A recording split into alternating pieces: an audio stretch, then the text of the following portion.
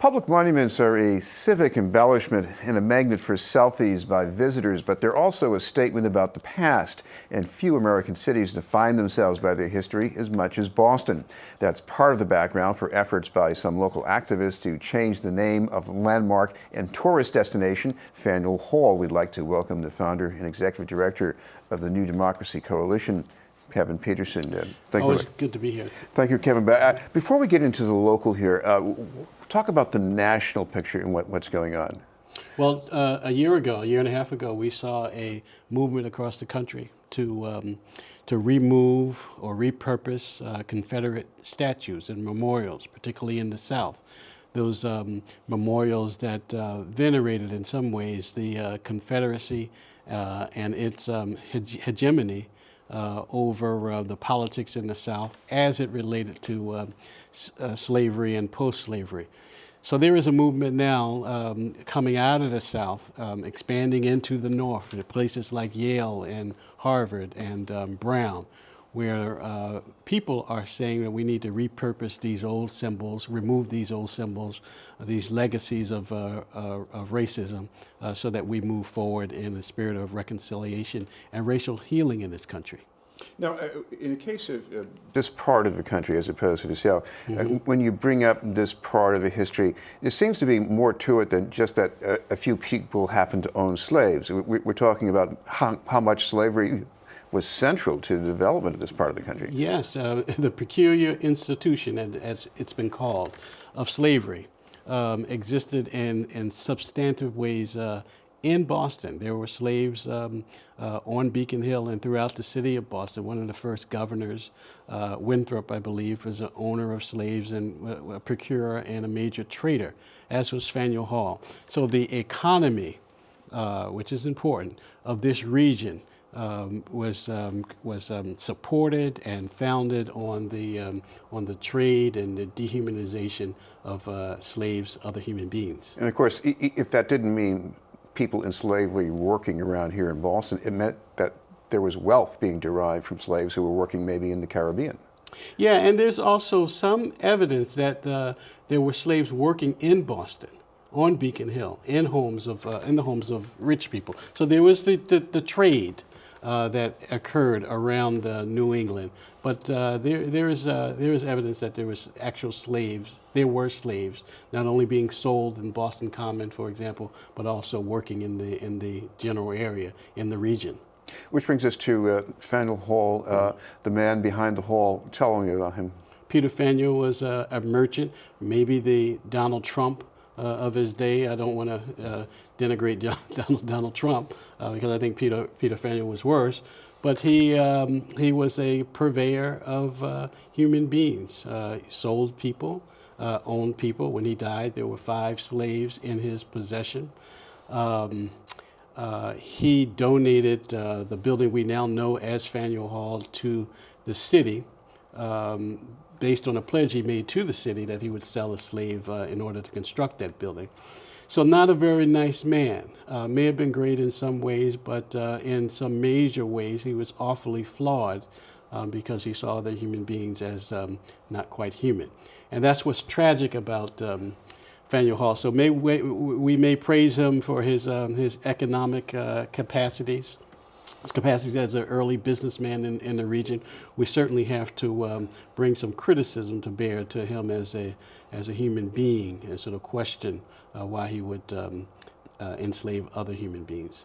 Now, of course, there's an image of this hall that we have, and it's not really defined by Peter Faneuil as much as the people who use the hall as their platform, including Frederick Douglass. So why tamper with that?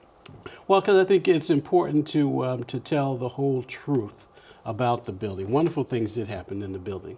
But one gets the picture, either as a visitor to this city or as a lay historian in this city. One gets the picture that Faneuil Hall is a place of magnificence and glory. And Peter Faneuil was a benefactor who was magnificent and glorious. But that's not true. So it's important to tell the whole truth about people and individuals and events And so as we reflect on Faneuil Hall and what it means to our democracy, we reflect on some of the good parts. The founding of the economic system in New England. But we also got to reflect on some of the parts that are not so good and absorb that as part of our national, our local narrative. So when we think of Peter Faneuil, we should think about him as a whole person and add to his identity with the facts as they come to light. This is Being the News, and we're talking with Kevin Peterson from the New Democracy Coalition. So, Kevin, what would be a good idea for renaming this place? Well, we can get to that, and that's important. I have some ideas. Crispus Attucks Hall, for example, first person to die in what became the Revolutionary War, happened to be an African American. He was murdered about two blocks away from where Faneuil Hall now sits. When he was funeralized, so to speak, his body laid in state at Faneuil Hall. He was considered by the city's fathers at the time, Crispus Attucks, as a real hero and someone who should be venerated and praised and looked up to. How fitting it would be to name Faneuil Hall after Crispus Attucks, one of the initial heroes of the city and of the nation. And that would be an act of really sort of not embellishing, but adding to what we know about history. Crispus Attucks is a footnote. Faneuil Hall, Peter Faneuil, in some ways, is a unfinished story that we have not completely understood. So to talk about Peter Faneuil in its fullness with the facts that we now know is not to erase history at all. It is to really summon the facts, the historical facts, so that we know better about our country and more better about ourselves. I think it would be unfair to say that Faneuil Hall endorses slavery the way at least a statue of Robert E. Lee would do so explicitly. But on the other hand, talk about the invisibility of that history that you just talked about, that all of us, maybe most of us, ignored all these years. About Faneuil Hall? About the people who were here, the African-American presence, what was going on with slavery. Oh, yeah. I mean, and that's part of the tragedy of the American story. I mean, we think about Richard Wright's book, Invisible Man, done in the 1950s, but it really sort of reflects about the legacy of a people in this country in literary form, but it speaks to the existential angst that African Americans suffered throughout the history of this country, how they were denied status, denied their humanity, denied a sense of being. And so when we who know about the history take our children, African Americans who live in Boston, take our children to Faneuil Hall, we have to feel a little embarrassed that our presence isn't reflected in the edifice in any way. And to the extent that our presence is reflected, it's reflected in a negative way, because we know the negative racist narrative that's connected to Peter Faneuil and the construction of that hall. I'm sure you're going to join me here. This is Ralph Ellison. Ralph Ellison, not Richard Wright. That's Ralph right. Ellison. But where do you go from here about a process for discussing this idea, possibly bringing about some change? Well, to use theological terms, I think there must be some public lamenting. There must be some recognition around what's been done to a history of the people, African Americans in Boston, but also across the country. Faneuil Hall represents a national narrative. So there must be some recognition, some lamenting. The Truth and Reconciliation process in South Africa is an example. For example, I'm not expecting anything like that in Boston, but it's a model for us to come together, blacks and whites and others in Boston, who are racially at disparate ends at this point. We recall the Boston Globe series last year that talks about how Boston is definitively black and white, and if you're black, you're on the negative end of the scale. If you're white, you're on the positive end of the scale, well, generally. So this is an opportunity to come around this symbolic challenge to who we are as a city, blacks, whites, whomever, wherever you come from, different incomes. It's an opportunity for us to come together culturally, spiritually, politically, and get a sense on where we need to be going as the city celebrates its 400th anniversary in 2030.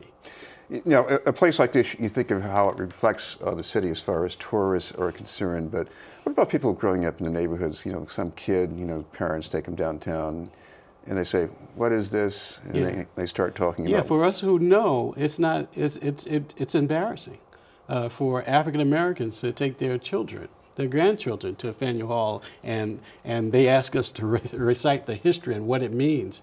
I would be somewhat embarrassed to say that, well, it's a great edifice, but it has an awful story, because that would pain another generation of Bostonians. So now is the time. Mayor Walsh has bravely stepped up to the plate to say that race is a critical issue in Boston. And he's engaged in some race dialogues across the city already. Here's an opportunity to pivot into this question around Faneuil Hall, its meaning, Peter Faneuil, his meaning, and talk about how we can deepen our understanding around race, but more importantly, to move beyond racial antagonism and difference to a place where we can have discussion and dialogue and, again, reconciliation. Thank you very much for being with us. Thank you. Kevin Peterson from the New Democracy Coalition. Still to come, the return of the Columbia Threadneedle Investments Boston Triathlon, but first, this message.